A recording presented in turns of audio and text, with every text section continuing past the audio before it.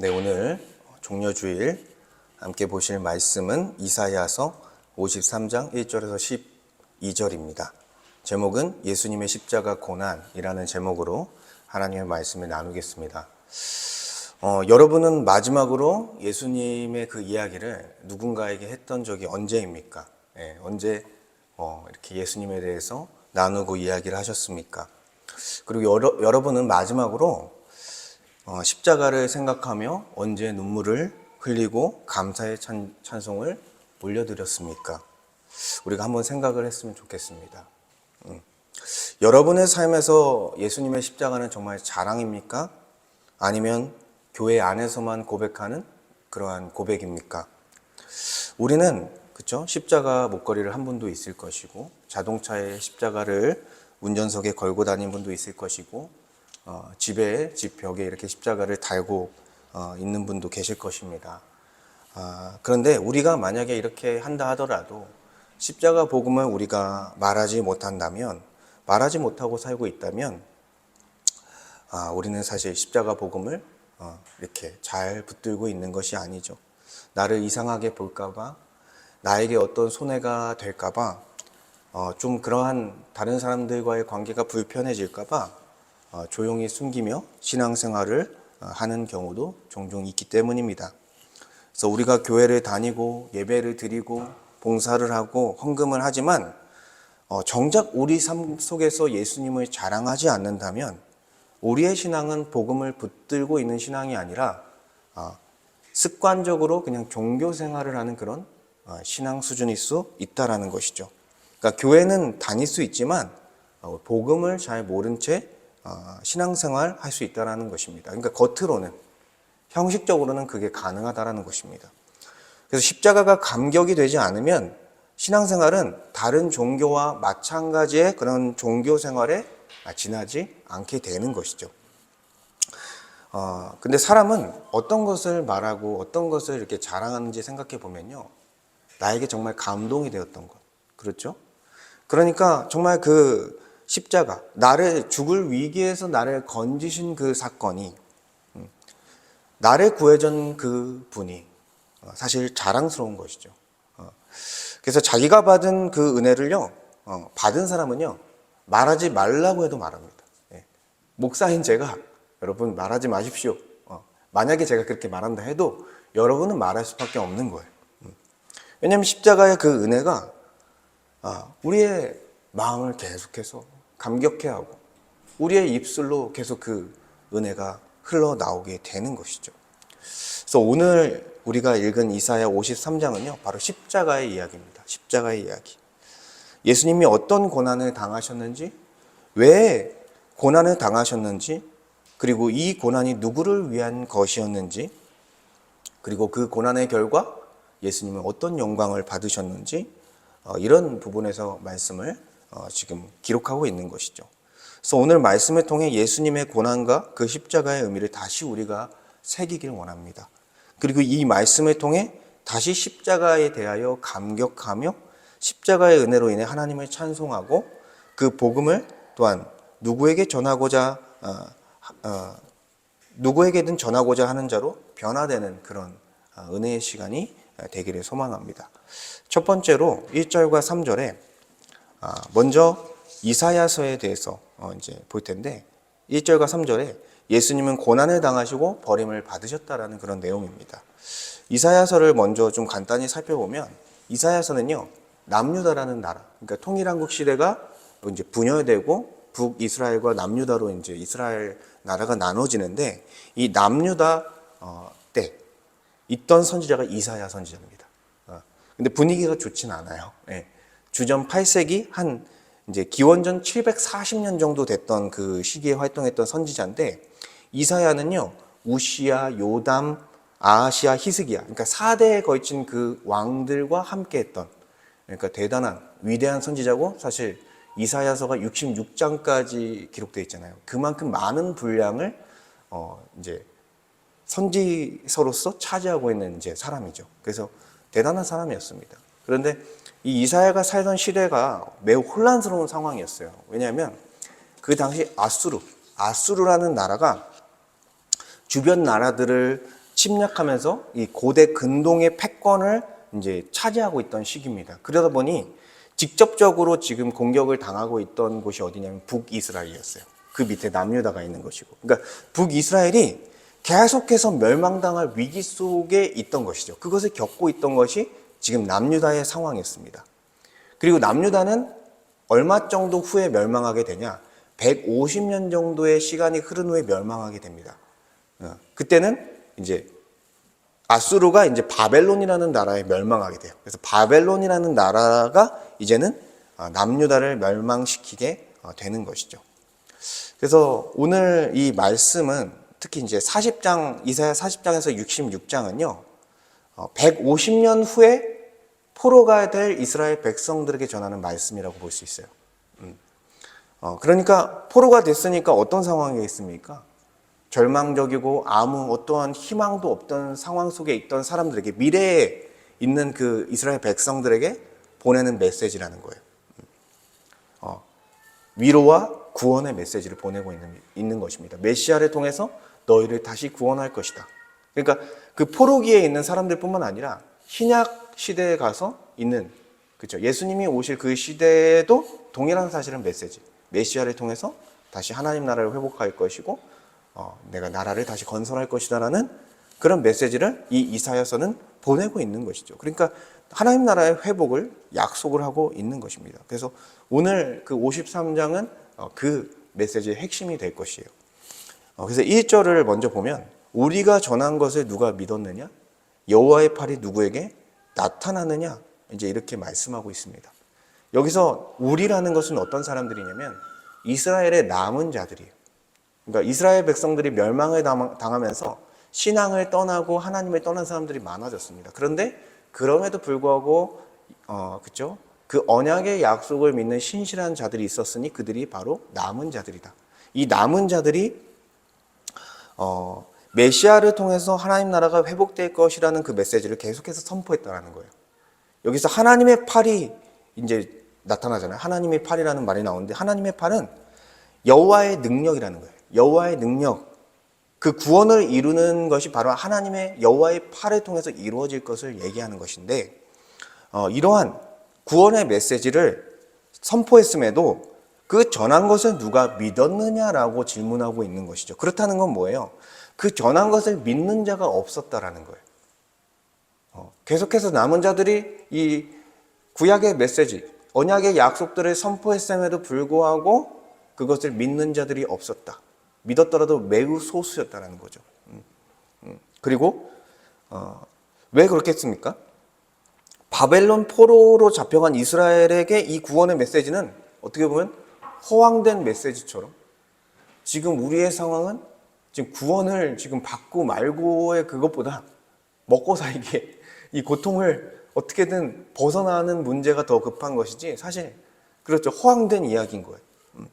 그러니 어떻게 믿었겠습니까? 그리고 신약 시대에 와서도 예수님의 그 길을 준비했던 세례 요한이 회개하라 천국이 가까이 왔다라고 하면서 뒤에 나보다 더 큰 이가 올 것이다라고 선포했을 때에도 많은 사람들은 믿지 않았죠. 특히나 종교 지도자들, 바리새인과 서기관들, 장로들은요 믿지 않았고 오히려 세례 요한을 죽이기까지 했고, 그렇죠? 그리고 예수님을 배척했습니다. 그리고 예수님 때문에 자기들의 기득권을 잃을까, 자기들이 갖고 있는 기득권을 잃을까 봐 예수님을 죽이기까지 한 것이죠. 2절에 보니까 그는 주 앞에서 자라나기를 연한 순 같고 마른 땅에서 나온 뿌리 같아서 고운 모양도 없고 풍채도 없은즉 우리가 보기에 흠모할 만한 아름다운 것이 없도다라고 말씀하고 있습니다. 이게 예수님에 대한 모습을 묘사한 것인데, 이제 예수님이 자라는 연한 순 같다라는 것은 막 올라온 그런 작은 새싹 정도의 그런 모습이었다라는 거예요. 근데 이스라엘 백성들이 기대했던 그 메시아, 우리를 구원할 그 왕의 모습은요, 이런 새싹 정도의 모습이 아니라 강하고 큰 나무를 기대했을 것입니다. 그런데 예수님의 모습은 그냥 새싹 수준의 연한 순한 그런 새싹으로서 지금 보여지고 있는 것이고, 그리고 마른 땅에서 나온 뿌리다. 여러분, 마른 땅에서 나온 뿌리가 어떻습니까? 뿌리가 막 드러나 있겠죠. 메말라 있겠죠. 그러니까 생명이 자라기 어려워 보이는, 그리고 척박한 환경의 이미지를 보여주면서 이것은 아무것도 기대할 것이 없는 모습으로 예수님이 묘사되고 있는 것이죠.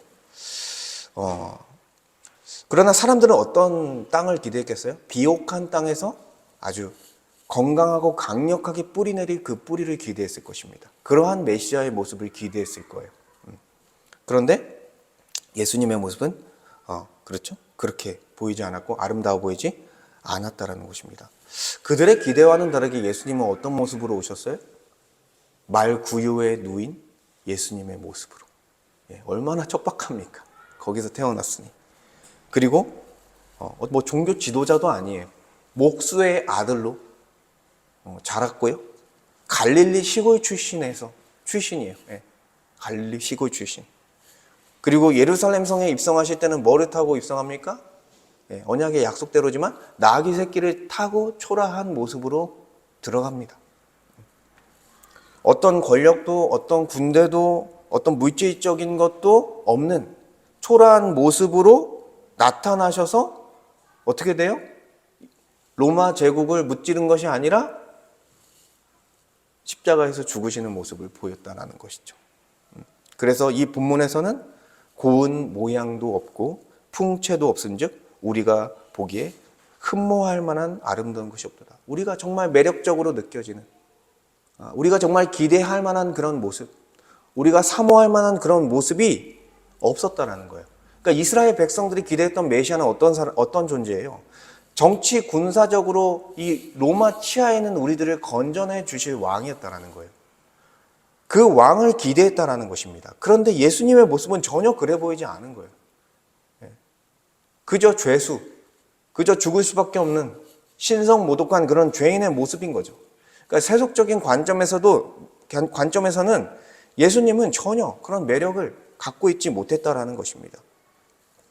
구원자로 생각되지도 않았고, 그리고 지금 살아가는 세상 사람들에게도 어쩌면 그렇다는 거죠. 예수님이 매력적이지 않은 거예요. 도대체 뭐 예수님을 왜 구원자로 믿는지, 왜 헛된 것을 믿으며 교회 다니는 사람들이 왜 이렇게 시간과 물질들을 그렇게 낭비하고 있냐고 이야기를 하는 것이 세상 사람인 것이죠. 그래서 예수님은 어떤 대우를 받았습니까? 멸시를 받고 버림을 받았다는 게 3절에 나와 있습니다. 그는 멸시를 받아 사람들에게 버림을 받으며 강고를 많이 겪었으며 질고를 아는 자라. 마치 사람들이 그에게서 얼굴을 가리는 것 같이 멸시를 당하였고 우리도 그를 귀히 여기지 아니하였도다 라고 말씀하고 있습니다. 사람들에게 손가락질 당하고 뺨도 맞고 모욕도 당하고 심지어 채찍도 맞으면서 살점이 뜯어지고, 그리고 무리들은 어떻게 합니까? 십자가에 못 박으소서, 십자가에 못 박으소서 하면서 그 당시에 있던 총독에게 십자가 형벌을 요구했습니다. 그리고 죄가 없으신 예수님이 이제 폭동을 일으킬 것 같은 그 무리들 때문에 빌라도도 어쩔 수 없이 자기의 총독 자리를 지키기 위해서 예수님을 십자가형에 넘기게 된 것이죠. 왜냐하면 그 폭동이 일어나면 그도 총독 지위를 잃게 됩니다. 그렇기 때문에 자기를 지키기 위해서 예수님을 넘겨버린 거예요. 그러니까 예수님이 여기서 간고를 많이 겪으셨다 이런 말이 있거든요. 간고는 고통을 의미하는 거예요. 근데 다양한 정신적인 고통, 육체적인 고통, 영적인 고통. 사실 여기서 가장 큰 건 영적인 고통이에요. 하나님과 하나잖아요. 삼위일체 하나님이잖아요. 근데 성부 하나님과 성자 하나님과의 관계가 완전히 단절되어지는 그런 영적인 고통, 그 사망의 고통을 하나님의 아들이신 예수님께서 당하셨다. 그러니까 모든 고통을 겪으신 거예요. 그래서 예수님께서 질고를 안다. 다른 사람들이 겪는 병, 질병, 아픔, 슬픔, 외로움, 고독 이런 것들을 다 아시는 분이 바로 예수님이라는 거예요. 그리고 그에게서 얼굴을 가리는 것 같이라는 건 뭐냐면 얼굴을 돌렸다, 외면했다. 그 예수님께서 십자가에서 죽으시는 가운데 어떤 사람도 이의를 제기하지 않고 그대로 그냥 외면했다라는 거죠. 누구조차도 예수님을 따랐던 3년 동안 예수님을 따랐던 제자들조차도 수제자였던 베드로조차도 예수님을 떠났다라는 거죠. 도망했습니다. 무서워서. 그러니 예수님은 너무나 큰 고통을 겪으셨고요. 귀히 여김을 받지 아니했다라는 것이죠. 예수님은 고난받는 종으로서 십자가 위에서 죽음을 맞이했습니다. 이스라엘 백성들은요, 메시아를 죄에서 구원할 그 메시아가 아니라 로마 치하에서 자신들을 구원해줄 정치 군사적인 메시아를 기대했습니다. 그러나 예수님의 모습은 어땠습니까? 초라한 모습이었고 십자가에 못 박히시는 그런 메시아, 역설적인 모습을 보여주고 있는 것이죠. 그리고 이스라엘 백성들은 초라하게 죽음을 맞이하고 있는 예수님이 메시아인지를 알아보지 못했다라는 거예요.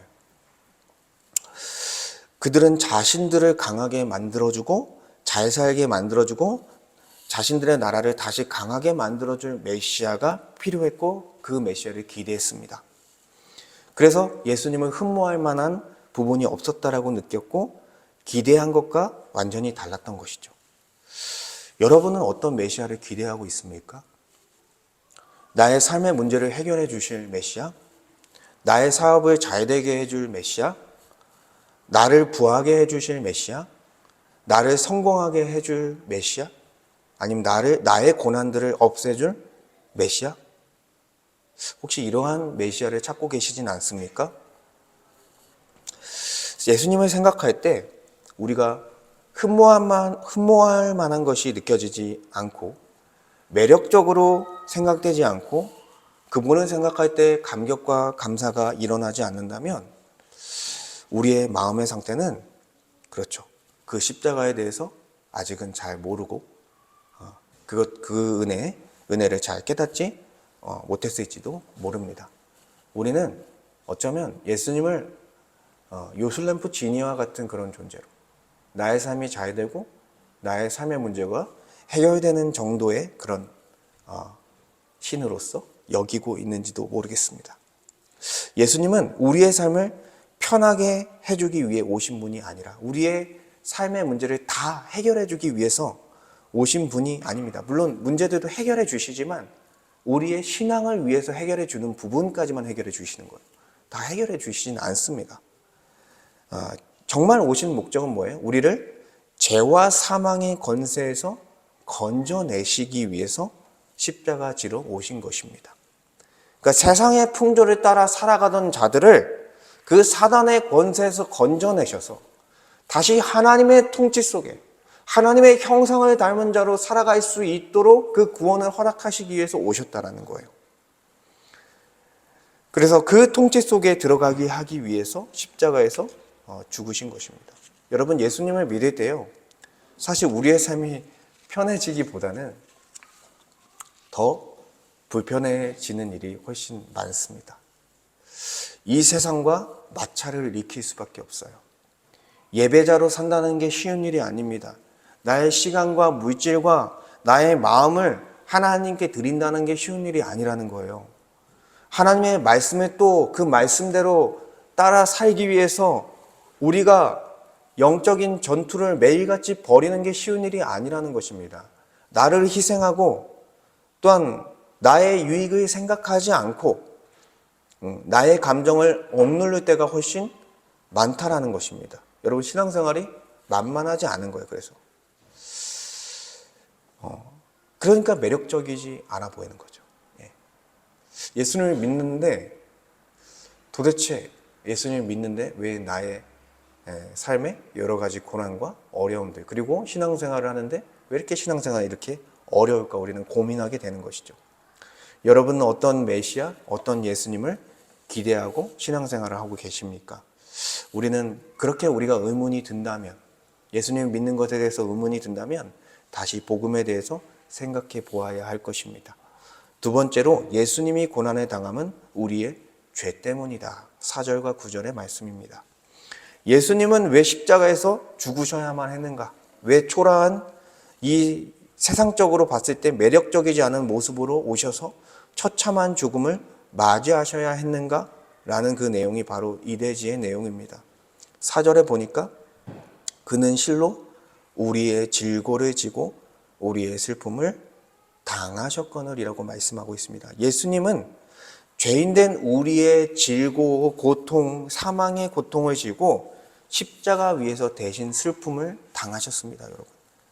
그러나 이어서 나오는 말씀에 보니까 우리는 생각하기를 그는 징벌을 받아 하나님께 맞으며 고난을 당한다 하였노라 라고 말씀하신 것처럼 그 징벌이 예수님이 마땅히 징벌을 받을 만하기에 받는다고 헛되이 사람들이 생각했다라는 거예요.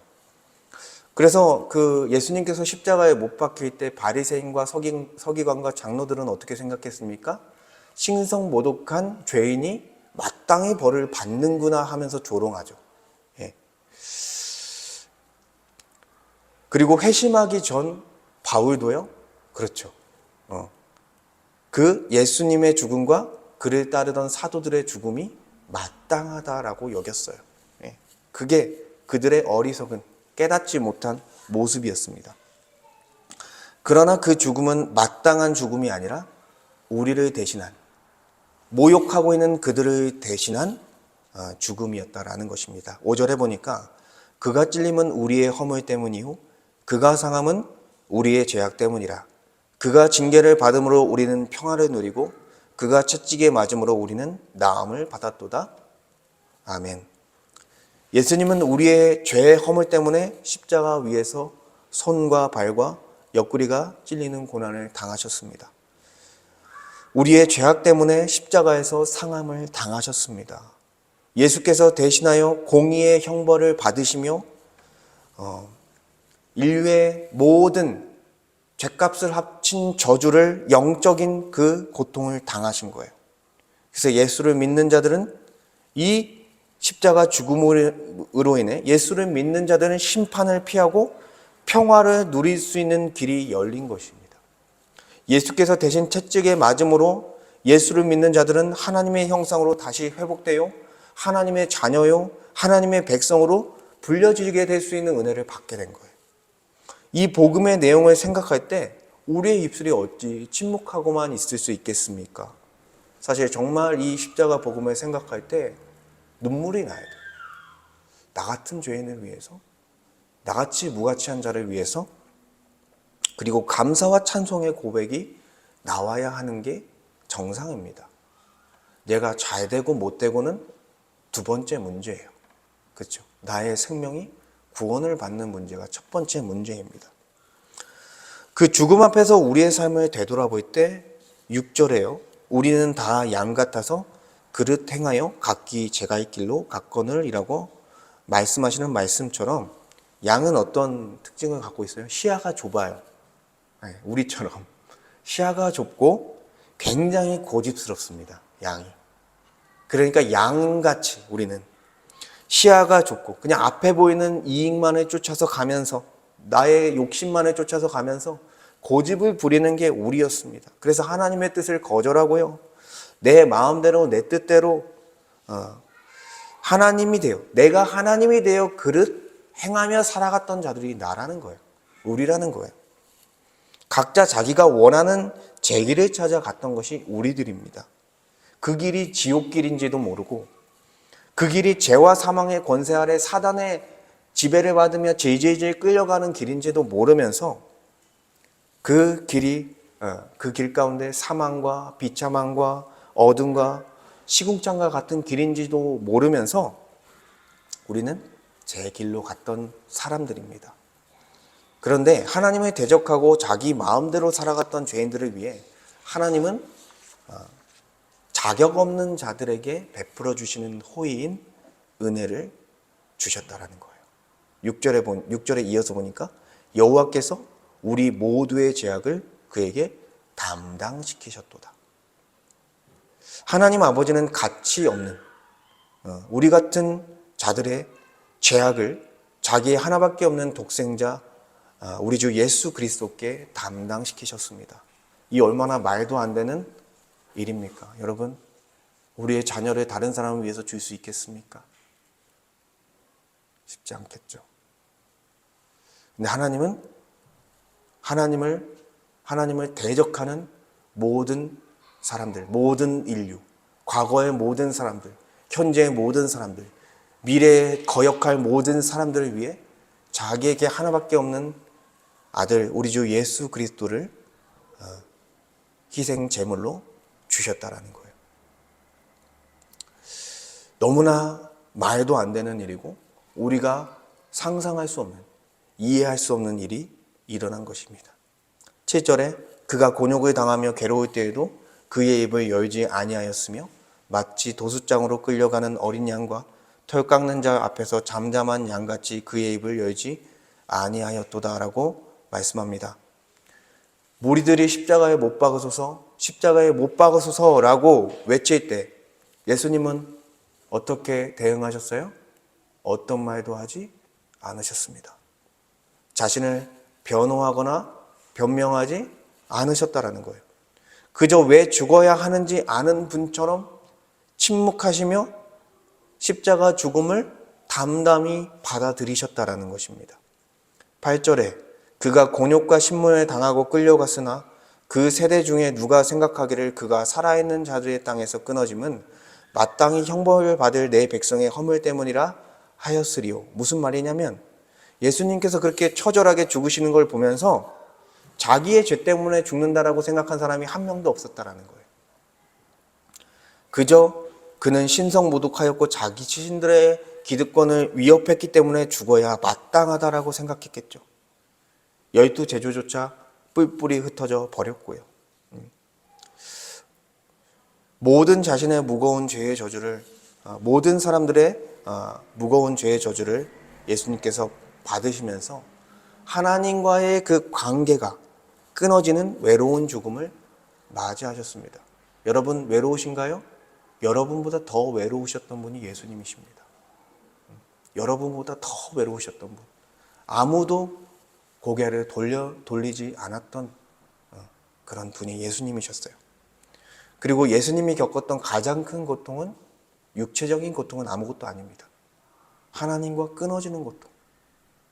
하나님과 영원히 함께하는 그런 분인데 그 관계가 끊어지는 고통을 가장 힘들게 받으셨다는 거죠.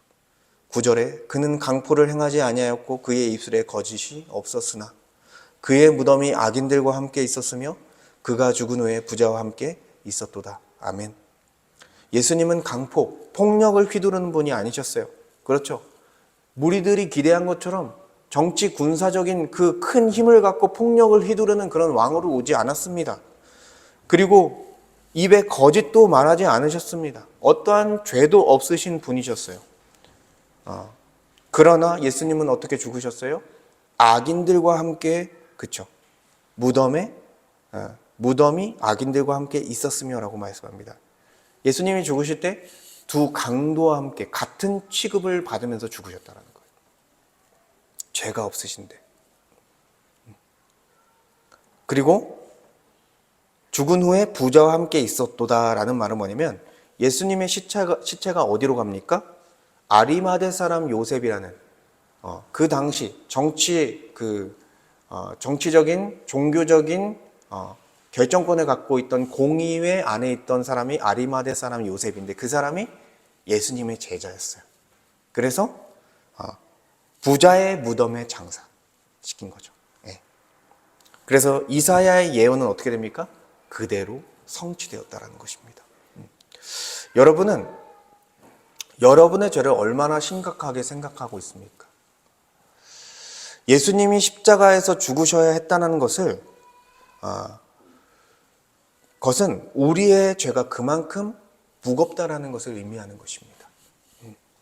우리가 만약 죄를 가볍게 여기고 있다면 죄의 형벌에 대한 심각성도 그리고 십자가 죽음에 대한 가치도 잘 알지 못하고 있는 것입니다. 만약 죄가 가벼운 것이라면 사실 하나님께서 자기의 아들을 십자가 위에서 죽이지 않아도 되었겠죠. 그런데 그 죄의 무거움이 있기 때문에 십자가에서 자기 아들을 내주는 방법밖에 없었던 것입니다. 십자가는 무엇을 보여줍니까? 죄가 얼마나 무거운 것인지 그리고 우리의 죄값이 얼마나 큰 것인지 하나님이 죄를 얼마나 심각하게 보시는지를 보여주고 있습니다. 왜냐하면 죄라는 것은 하나님과 인간의 관계를 완전히 끊어버리게 하는 것이기 때문입니다. 우리의 원죄, 우리의 근원적인 죄, 그리고 그것으로 인해서 나오고 있는 자범죄, 말과 행실과 그리고 마음으로 짓는 우리의 수많은 죄 때문에 하나님의 아들이신 예수 그리스도께서 십자가에 달려 죽으셨다라는 거예요. 즉 뭐예요? 나 때문에, 여러분 때문에 죽으셨다라는 거예요. 인류의 모든 죄값을 담당하셨다라는 것입니다. 이게 얼마나 큰 저주입니까? 우리가 감히 상상할 수밖에 없는 은혜죠. 우리를 대신하여 이 죄값을 받으셨으니. 그러니 우리가 이 십자가 은혜를 생각할 때 눈물 흘리지 않을 수 있겠습니까? 감사하지 않을 수 있겠습니까? 찬송을 올려드리지 않을 수 있겠습니까? 여러분, 십자가를 아는 자는요, 억지로 신앙생활하지 않습니다. 감사해서 하는 거예요. 그 사랑을 알아서 나도 하나님 사랑하겠다고 하는 것입니다. 은혜를 알기 때문에 자발적으로 헌신하는 게 바로 신앙생활인 거예요. 제가 여러분 하지 말라고 해도 여러분 합니다. 은혜를 아는 분들은. 그래서 우리가 먼저 이 은혜를 아는 것이 중요한 것이죠. 그리고 그 은혜를 붙들고 살아가는 것이 중요한 것입니다. 또한 더 나아가 각기 제 갈 길로 갔던 우리의 삶을 돌이키면 좋겠습니다. 십자가의 길을 따라 그 은혜의 길을 가면 좋겠습니다. 사실 쉽지 않아요. 나를 생각하지 않아야 되고요. 하나님과 옆에 있는 지체들을 생각하고 그리고 나와 함께 있는 자들을 위해 희생하고 헌신하며 나의 시간과 물질과 마음을 들이며 살아가야 하기 때문입니다. 그 가운데 어떤 일이 일어납니까? 고난도 일어나고요. 문제도 생기고요. 어려움도 닥칠 수 있다는 거예요. 그런데 십자가의 은혜를 안 자는요, 그 십자가를 따라 걸어가는 자기 십자가를 지는 길이요, 영광스럽게 느껴집니다. 아, 예수님께서 나를 위해서 이렇게 희생하시며 이러한 고난도 당하셨구나. 이러한 어려움도 당하셨구나. 이러한 문제 앞에도 쓰셨구나. 나 같은 자를 위해서 생각하면서 감사하게 되는 거예요, 오히려. 나 같은 자를 이 십자가의 길로 인도해 주시니 감사합니다. 나 같은 자가 예수님과 함께 십자가를 질 수 있게 하시니 감사합니다. 이렇게 감사하는 거예요. 우리의 상황과 처지가 녹록지 않더라도 그 길을 따라가는 것 자체가 너무나 감사하고 십자가 죽음에 참여하는 것 자체가 감사하게 느껴지는 것이죠. 그래서 저희 교회가 함께 여러분들이 이 교회를 세워가는 데 있어서도 쉽지 않죠. 그런데 여러분들은 십자가 은혜를 아신다면 감사할 수밖에 없는 거예요. 하나님 감사합니다. 이렇게 함께 십자가의 길을 가며 하나님이 주시는 사명을 감당하게 하시니 감사합니다. 나 같은 자를 통해 하나님께 영광을 올리며 그리고 옆에 있는 지체들을 섬길 수 있는 은혜를 주시니 감사합니다. 이런 고백들이 우리는 튀어나오게 되는 거예요. 그 은혜를 알 때. 그리고 세 번째로 예수님은 고난 후에 존귀함을 받으셨다라는 내용이 10절과 12절입니다.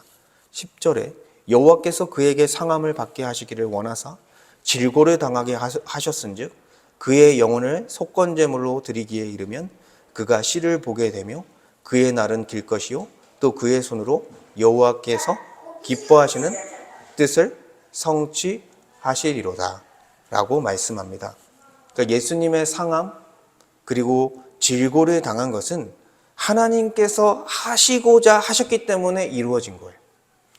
그러니까 우리 같은 죄인들을 향한 구원의 계획이요, 인간이 범죄한 범죄 현장에서부터 시작되어져서 예정되어져서 지금까지 이르게 된 것입니다. 그리고 왜 그렇게까지 하셨냐? 죄로 인해 사망에 처한 인간을 구원할 수 있는 방법은요, 다른 것으로는 대체할 수 없어요. 하나님의 아들, 신이신 하나님의 아들이 대신하여 받는 길밖에 없는 것입니다. 그 죄의 값을. 왜요? 예수님만이 인간으로서, 인간의 몸으로 오셨기 때문에 인간을 대신할 수 있어요. 근데 한 명의 인간만 대신할 수 있는 존재가 아니라 그분은 인간이자 신이에요. 그러니까 참 인간이자 참 신이에요. 그러니까 신이라고 한다면 모든 인류의 값을 합친 가치보다도 더 큰 게 신입니다. 그러니까 예수님께서 2000년 전에 죽으신 사건이요, 우리의 모든 죄값을 치르고도 남을 수 있는 그런 가치를 갖고 있는 거예요. 그러니 하나님께서는 자신의 공의를 충족시키기 위해서 자기 아들을 보내시는 선택을 하신 것이죠. 그래서 예수님은 속건제물이 되셨다라고 설명하고 있습니다. 속건제는 뭐냐면 죄를 지었을 때, 그리고 죄값을 치를 때, 그리고 죄를 대신하여 담당하는 제물이 있어요. 그 속건제는. 그래서 예수님은 그 속건제의 속건제물이 되었다. 그리고 과거에 이제 72녀에는 어떻게 써있냐면 속죄 제물이 되셨다, 이렇게 표현하고 있어요. 그러니까 어쨌든 간에 자기의 몸을 우리를 대신한 제물로 주셨다라는 것이죠. 그리고 예수님이 죽은 후에 어떤 표현이 나오냐면 씨를 보게 되고 그의 날이 길 것이다라고 암시하고 있어요. 죽었는데 씨를 보게 된다. 후손을 보게 된다. 그리고 그 날이 길 것이다라는 건 뭐냐면 부활을 암시하고 있는 거예요. 예수님의 부활을 암시하고 있고, 예수님은 죽음에서 거할 수 없는 존재, 죄가 없으신 존재로서 죽음에 거할 수 없는 존재이기 때문에 부활을 할 것이고 씨가 있을 것이다. 즉 후손이 있을 것이다. 예수 믿는 자들을 통해서 하나님의 자녀가 만들어질 것이다라는 거예요. 그리고 날이 길 것이라는 것은 영원할 것을 의미하는 것이죠. 그래서 우리가 감히 상상할 수 없는 구원의 경륜을 십자가 죽음과 부활을 통해 이루셨다라는 것입니다. 그리고 11절에 그가 자기 영혼에 수고한 것을 보고 만족하게 여길 것이라. 나의 의로운 종이 자기 지식으로 많은 사람을 의롭게 하며 또 그들의 죄악을 친히 담당하리로다. 자기 영혼에 수고한 것. 그러니까 예수님이 자기 영혼이 수고한 것. 영혼이 저주를 다 받았잖아요. 그게 수고한 거예요. 그래서 그것을 보면서 만족히 여길 것이라는 거예요. 예수님께서. 왜요? 나의 희생을 통해서 많은 사람들이 구원을 얻게 되었으니까. 그 의로운 종이 자기 지식을 통해서 많은 사람을 의롭게 했다라고 설명하고 있습니다. 여기서 말하는 자기 지식은 뭐냐면, 지식이라는 건 뭐냐면 안다라는 뜻을 갖고 있고 관계를 맺다라는 뜻이에요. 여기서 나온. 그러니까 지식이라고 하니까 조금 우리가 헷갈리는데, 안다. 그러니까 예수님을 안다. 예수님과 관계 맺는다라는 뜻이에요. 자기 지식이라는 게. 그러니까 자기 지식, 예수님을 알므로써, 예수님과 다시 관계 맺음으로써 많은 사람이 의롭다함을 받고, 그렇죠, 죄사함을 받는 은혜 가운데 거하게 되었다라는 거예요. 놀라운 은혜가 이루어진 거죠. 그리고 12절에 그 고난 후에 예수님이 어떤 영광을 받는지 보여주는데, 그러므로 내가 그에게 존귀한 자와 함께 몫을 받게 하며 강한 자와 함께 탈취한 것을 나누게 하리니 이는 그가 자기 영혼을 버려 사망에 이르게 하며 범죄한 자 중 하나로 헤아림을 받았음이라. 그러나 그가 많은 사람의 죄를 담당하며 범죄한 자를 위하여 기도하였느니라. 아멘. 이렇게 말씀하고 있습니다. 예수님이 죽은 이후에 존귀한 자와 함께 몫을 받았다. 그리고 강한 자와 함께 탈취한 것, 그러니까 전리품을 받았다라는 그런 이미지로 묘사를 하고 있어요. 이건 뭐냐면 전쟁에서의 승리자, 왕의 이미지를 갖고 있는 거예요. 그러니까 죄와 사망의 권세를 잡고 있는 사단의 권세를 완전히 무너뜨리시고 짓밟으며 승리하셨습니다. 사단의 권세는 어떻게 하려고 했어요? 모든 인간들을 집어삼켜 사망 가운데 떨어지게 하려고 했다는 거예요. 그런데 예수님의 십자가 죽음이, 그렇죠, 우리가 보기에는 진 것 같아요. 죽음이. 근데 그 십자가 죽음이 죽을 수밖에 없는 자들을 구원으로 옮기는, 구원의 길로 인도하는 은혜를 주셨고, 그게 승리의 사건인 거예요. 그래서 십자가 죽음이 역설적인 승리라는 거예요. 왜냐하면 인류를 구원할 수 있는 길을 여셨고, 예수를 주와 그리스도로 믿는 자마다 다 구원을 얻을 수 있는 길을 여셨기 때문입니다.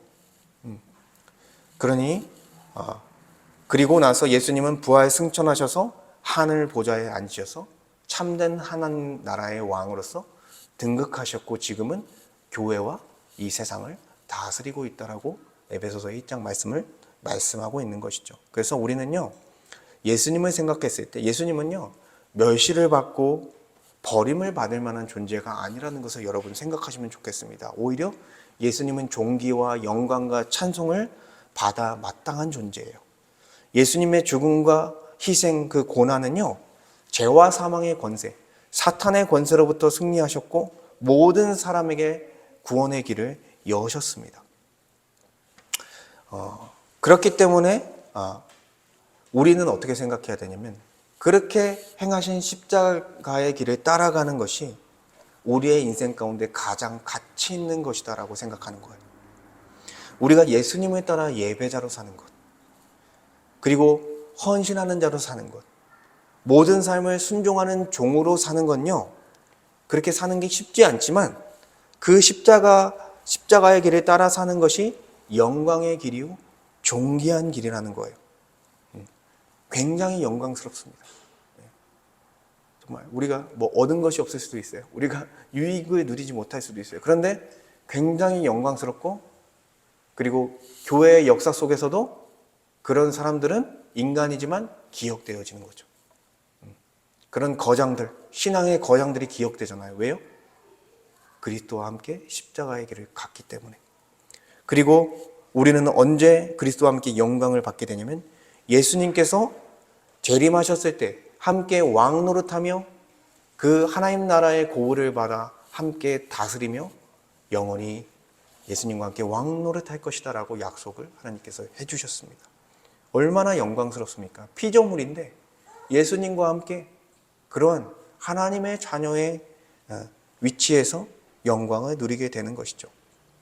그리고 여러분, 현재에서도요, 우리의 상황이 그렇게 달라지지 않더라도 우리가 예수님을 믿음으로써 우리는 왕처럼 사는 거예요. 왕 같은 제사장으로 사는 거예요.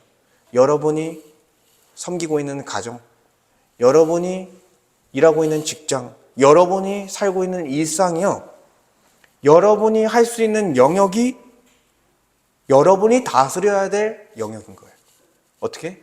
영광스럽게, 하나님의 말씀에 따라 아름답게, 질서 있게. 그게 바로 우리가 왕 노릇하며 사는 거예요. 아름답지 않습니까? 영광스럽지 않습니까? 누가 안 알아줘도 괜찮아요. 우리가 그렇게 살 때 우리가 기쁜 거예요. 우리가 감사한 거고, 정말 우리가 존귀하게 살아가는 것입니다. 여러분, 오늘 이사야 53장을 통해서 예수님의 십자가 고난의 의미를 살펴봤습니다. 예수님은 버림받고 고난을 당하셨고, 죄를 대신 지는 고난을 당하셨고, 그 고난 이후에 존귀와 영광을 받으셨습니다. 그렇기 때문에 예수님의 십자가는요, 실패가 아니라 승리였습니다. 흠모할 만한 것 없어 보이지만 사실은 우리가 흠모할 수밖에 없는 영광스러운 승리였다라는 거예요. 그리고 그 죽음은 끝이 아니라 예수님의 영광의 시작이었습니다. 그리고 이 예수님의 이야기는 바로 예수님을 믿는 우리의 이야기가 되어 예수님께서 걸어가신 길을 같이 가라는 예수님의 명령을 따라 우리에게 주어진 것입니다. 그래서 우리도 그 십자가를 자랑하며, 정말 그 십자가가 가치 있다는 것을 알고 십자가를 자랑하며, 그리고 그 십자가의 은혜에 감격하고 감사하며, 그리고 그 길을 따라가는 우리가 되기를 소망합니다. 우리 함께 말씀을 가지고 기도하길 원합니다. 십자가의 은혜를 다시 깨닫게 하시고 십자가에 대한 감격과 감사가 회복되게 하소서. 우리의 죄를 가볍게 여기지 않게 하시고 십자가 앞에서 회개하며 예수님을 따라 살게 하여 주시옵소서. 그리고 세상을 따라 살지 않고 십자가의 길을 따라 살게 하시고 예수님을 자랑하며 복음을 전하게 하소서. 오늘 말씀을 생각하며 잠깐 기도하도록 하겠습니다. 아버지 하나님, 감사합니다. 주님, 오늘 말씀을 통해서, 고난받는 종의 예수님의 말씀을 통해서 우리 같은 죄인들을 위해서 하나님을 거절하며 하나님을 대적하며 각기 제갈 길로 갔던 우리 같은 죄인들을 위하여 하나님께서 우리를 향한 긍휼과 자비를 베푸셔서 자기 아들 하나밖에 없는 독생자 우리 주 예수 그리스도를 보내실 것을 작정하시고 십자가에서 죽이시며 우리가 받아야 될 모든 죄의 값을 아버지 하나님 다 대신하여 십자가 위에서 쏟아 받으시며 여호와의 진노의 잔을 다 쏟아 받으시며 아버지 하나님 우리를 대신하여 죄값을 담당하게 하시니 감사합니다. 우리가 받아야 될 죄값, 우리가 사망에 처할 수밖에 없던 그 현실을 주님께서 해결하시며 우리를 사망에서 생명으로 옮기시며 우리를 그 비참함에서 그 영광스러움으로 옮겨주신 주님의 놀라운 은혜 감사합니다. 십자가를 생각하게 하여 주시옵소서. 십자가를 묵상하게 하여 주시옵소서. 나 같은 죄인을 위해서 우리를 살리시기 위해서 자기 자신을 자격 없는 자들에게 베풀어 주신 놀라운 은혜를 주님 생각하게 하시며 그 십자가를 붙들며 감격하게 하시고 감사하게 하시고 찬송을 올려드릴 수 있게 주님께서 은혜를 베풀어 주시옵소서. 주님께서 은혜를 베풀어 주실 줄 믿습니다. 그 은혜에 감격한 자로 살아가며 자발적인 헌신으로 예배자로 헌신자로 순종하는 종으로 살길 원합니다.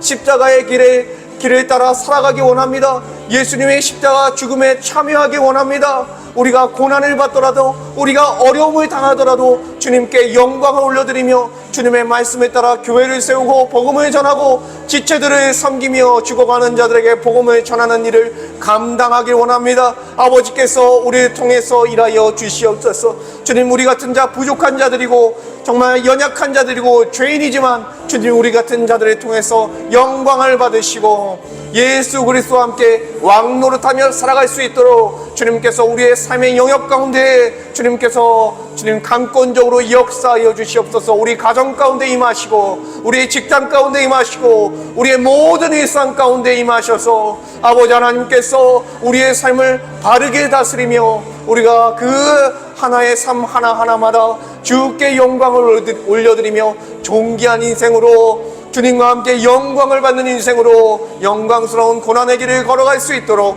아버지 하나님께서 은혜를 베푸시고 함께하여 주시옵소서.